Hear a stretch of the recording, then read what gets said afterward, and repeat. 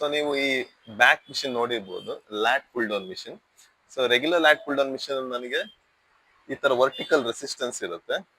So ನಂಗೆ ಇಲ್ಲಿ rotational resistance provide ಮಾಡುತ್ತೆ ಹ್ಯಾಮರ್ ಸ್ಟ್ರೆಂತ್ ಮಿಷಿನ್ ಇರೋದ್ರಿಂದ ಈ ಮಿಷಿನ್ ಯೂಸ್ ಮಾಡುವಾಗ ನಿಮ್ಗೆ ಬೈಸೆಪ್ಸ್ ಜಾಸ್ತಿ ಯೂಸ್ ಆಗುತ್ತೆ. ನೀವು ಸುಮ್ಮನೆ ಹೋಗಿ ಹೇಳಿದ್ರೆ ಮತ್ತೆ ತುಂಬಾ ಬ್ಯಾಕ್ ಹೇಳಿದ್ರೆ ನಿಮ್ಮ ರಿಯರ್ ಡೆಲ್ಸ್ ಮತ್ತೆ ಬೇರೆ ಮಸಲ್ಸ್ ಕೂಡ ಆಕ್ಟಿವೇಟ್ ಆಗುತ್ತೆ.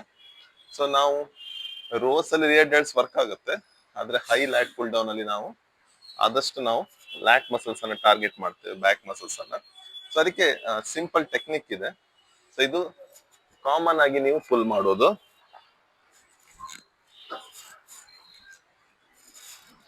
ಸೊ ಈ ತರ ಫುಲ್ ಮಾಡಿದಾಗ ಏನಾಯ್ತು, ನೀವು ಇಲ್ಲಿ ಆಂಗಲ್ ಡಿಕ್ರೀಸ್ ಮಾಡಿದ್ರೆ ಸೊ ನಿಮ್ಮ ಲೋಡ್ ಬೈಸೆಪ್ಸ್ ತಗೊಳುತ್ತೆ. ಹಾಗಿರೋದನ್ನ ಟಿಪ್ ಏನಂದ್ರೆ, ಥ್ರೂಔಟ್ ದ ಮೋಷನ್ ನೀವು ಇದು 90 ಡಿಗ್ರಿಗಿಂತ ಕಡಿಮೆ ತರಬಾರ್ದು, ಅಂದ್ರೆ ಇದೆರಡನ್ನ ಹತ್ರ ತರಬಾರ್ದು. ಸೊ ಸಿಂಪಲ್ ಟೆಕ್ನಿಕ್, ಈ ತರ ಗ್ರಿಪ್ ತಗೊಳ್ಳಿ, ರಿವರ್ಸ್ ಅಥವಾ ಪ್ರೊನೇಟೆಡ್ ಗ್ರಿಪ್ ತಗೊಳ್ಳಿ, ತೊಂದರೆ ಇಲ್ಲ. ಸೊ ಫಸ್ಟ್ ಫೇಸ್ ವರೆಗೆ ವರ್ಟಿಕಲ್ ಪುಲ್ ಮಾಡಿ, ಅದಾದ ನಂತರ ಹಾರಿಜಾಂಟಲ್ ಪುಲ್ ಮಾಡಿ. Deep stretch, vertical, horizontal.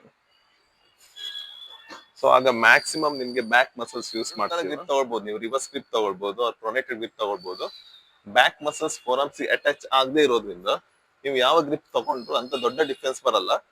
ಆದ್ರೆ ರಿವರ್ಸ್ ಗ್ರಿಪ್ ತಗೊಂಡು ಸ್ವಲ್ಪ ಬೈಸೆಪ್ಸ್ ಬಯಾಸ್ ಆಗುತ್ತೆ, ಹೆಚ್ಚಿನವ್ರು ಗೊತ್ತಿರಲ್ಲ. ಮತ್ತೆ ಪ್ರೊಫೆಷನಲ್ ಬಾಡಿ ಬಿಲ್ಡರ್ಸ್ ಅವರ ಟೆಕ್ನಿಕ್ ಸ್ವಲ್ಪ ವೇರಿ ಇರುತ್ತೆ, ಯಾಕಂದ್ರೆ ನೀವು ಒಂದ್ಸಲ ಎಕ್ಸ್ಪರ್ಟ್ ಕಾರ್ ಡ್ರೈವರ್ ಆದ್ರೆ ನೀವು ಹೇಗ್ ಬೇಕಾದ್ರೂ ಬಿಡ್ಬೋದು. ಇದು ನಮ್ಮಂತ ಕಾಮನ್ ಪೀಪಲ್ ಗೆ, ಹೊಸದಾಗಿ ಎಕ್ಸರ್ಸೈಸ್ ಕಲಿಯೋರಿಗೆ ಸೊ ನೆನ್ಪಿಟ್ಕೊಳ್ಳೋದು ತುಂಬಾ ಸುಲಭ. ವರ್ಟಿಕಲ್, ಹಾರಿಜಾಂಟಲ್, 90 ಡಿಗ್ರಿ ಮೇಂಟೈನ್ ಮಾಡಿ. ನೆಕ್ಸ್ಟ್ ವಿಡಿಯೋದಲ್ಲಿ ಸಿಗುವ.